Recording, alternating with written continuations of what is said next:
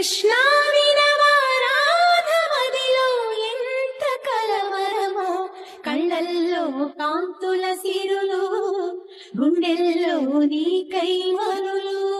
దూర వెన్నెలలో జారు వేళలో కన్నె రాధ కదిలే, మధుర రాగమొకటాలకించి తన ప్రియుని కొరకు వెతికే.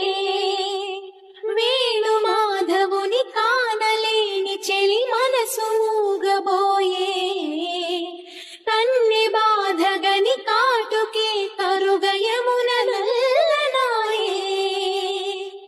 కడలిలోని కెరటాలే ఎదను దాటు విరహాలై, ఎంత కలయ చూచినను కానరాడే మాధవుడు.